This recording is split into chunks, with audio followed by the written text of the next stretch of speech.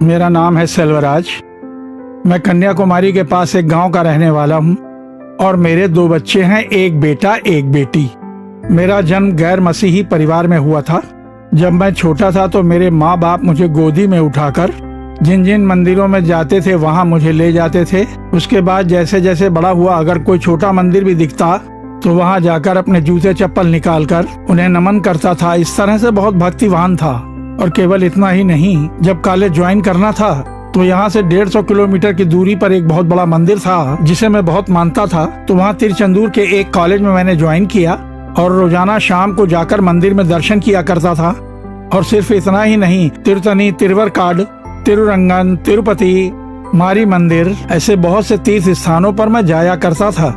और इस तरह से भक्ति मुझमें धीरे धीरे और ज्यादा हो गई। तो जब मैं कॉलेज की पढ़ाई कर रहा था तो वहाँ एक लड़के से मेरी मुलाकात हुई। उसके जरिए मैं आरएसएस से जुड़ा। आरएसएस से जुड़ने के बाद मेरे अंदर और कट्टरता आ गई, धर्म की कट्टरता बहुत बढ़ गई। और फिर उसके बाद रामेश्वरम मंदिर में जाने लगा। केवल इतना ही नहीं, विश्व हिंदू परिषद इस नाम का जो संगठन है उसके साथ भी मैं जुड़ गया और नागरकोइल में मैं संगठन का प्रचारक बन गया।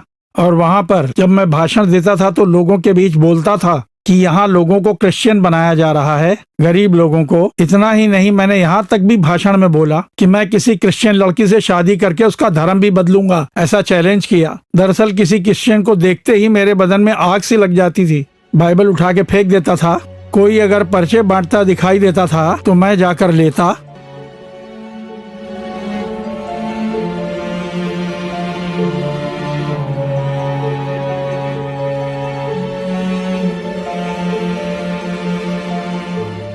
और फाड़कर उसी के मुंह पर फेंक देता था। उन लोगों को खरी खोटी सुनाकर मैं उन्हें वहाँ से भगा देता था। बहुत गाली देता था कि ये क्या, जब देखो यीशु के बारे में बोलने चले आते हो। उन्हें मैं बहुत दुत्कारता था। इस तरह से मेरी जिंदगी गुजर रही थी। कॉलेज की पढ़ाई के बाद करीब 8 साल के बाद मुझे सरकारी नौकरी मिली। वेलफेयर ऑफिसर की पोस्ट थी और तूतुकुड़ी जिले में मैंने नौकरी ज्वाइन की। और सरकारी नौकरी मिलने के बाद भी मेरे अंदर से कट्टरपंथी दूर नहीं हुई।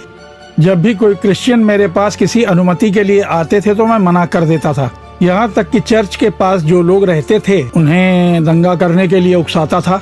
और इस तरह से बहुत सारे कार्य क्रिश्चियन लोगों के मैं अटका दिया करता था। और इसी दौरान नाल मावड़ी में दरार की प्रार्थना सभा करने के लिए मोहन सिंह लाजरस एक भवन बना रहे हैं, मैंने सुना।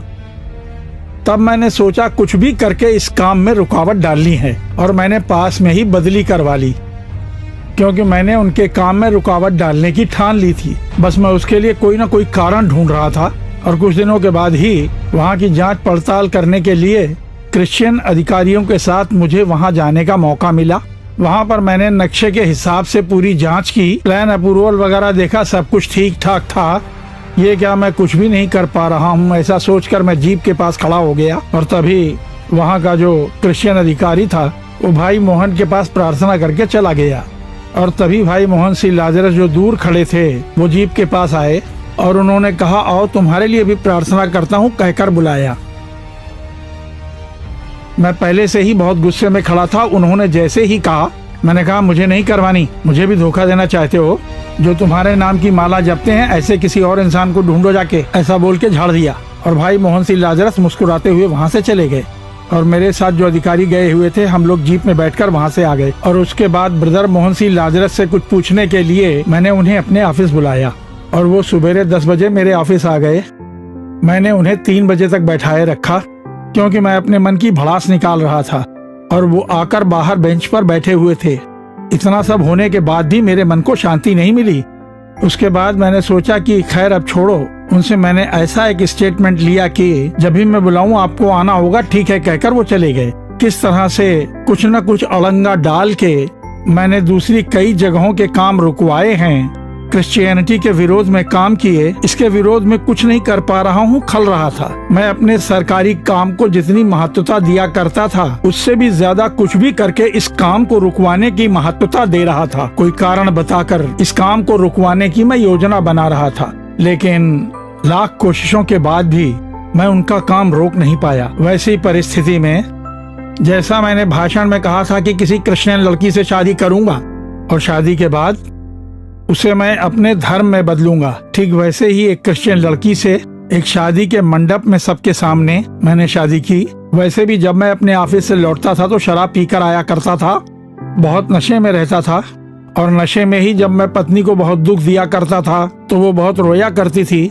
मेरे इस प्रकार के जीवन में अचानक से एक भयंकर बीमारी लग गई। करीब करीब 20 साल तक मेरे पेट में दर्द उठता रहा और वो दर्द अचानक से उठने लगता था और जैसे ही पेट में दर्द होता मैं खड़ा नहीं हो पाता था, बस लेट जाता था और जोर से पेट पकड़कर रोने लगता था, लगता जैसे कोई आंतें निकाल रहा हो। और उसके बाद कुछ ही देर में बेहोशी आ जाती और 1 घंटे तक बेहोश पड़ा रहता था।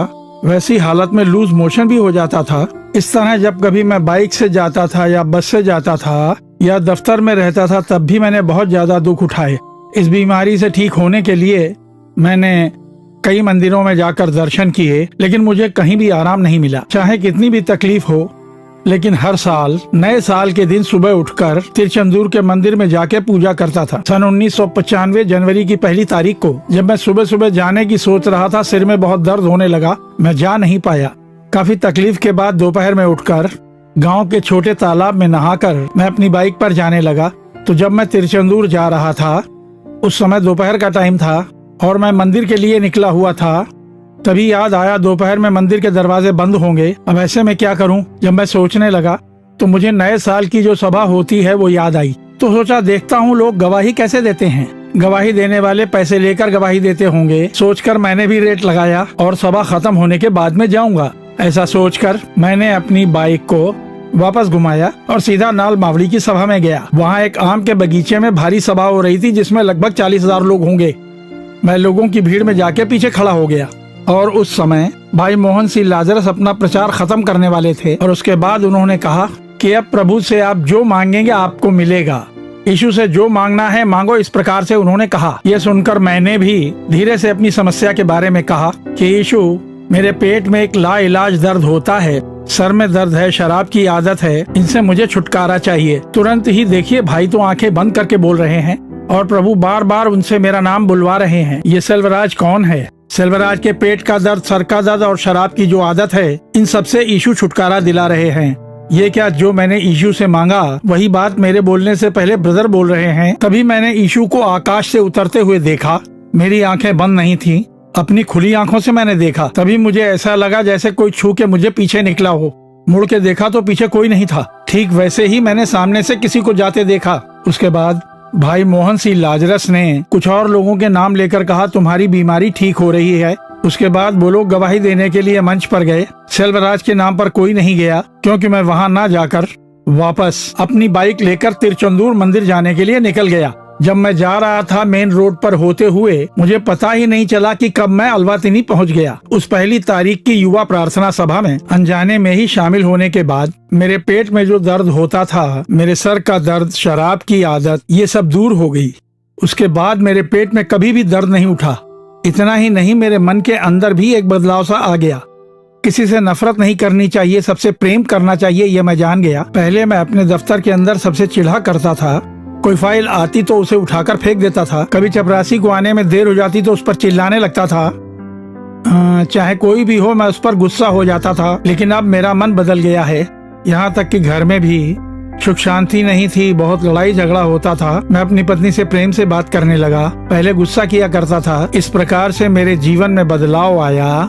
मेरे मन में एक संतुष्टि आ गई। उसके बाद मैंने यीशु को अपना उद्धारक बना लिया। वही एक सच्चे परमेश्वर है मानकर उन्हें अपना लिया। उसके बाद सभा में जाकर मैंने बपतिस्मा लिया, यीशु से मेल मिलाप किया। केवल इतना ही नहीं, मेरी सरकारी नौकरी में भी यीशु ने आशीर्वाद दिया।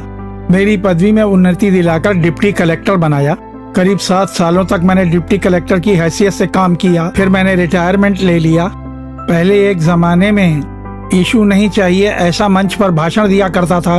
वहाँ पर लोगों के बीच में भाषण से नफरत फैलाने वाला मैं आज के दिन यीशु ही सच्चे परमेश्वर हैं ऐसा बोल बोल के लोगों में प्रचार करता हूँ।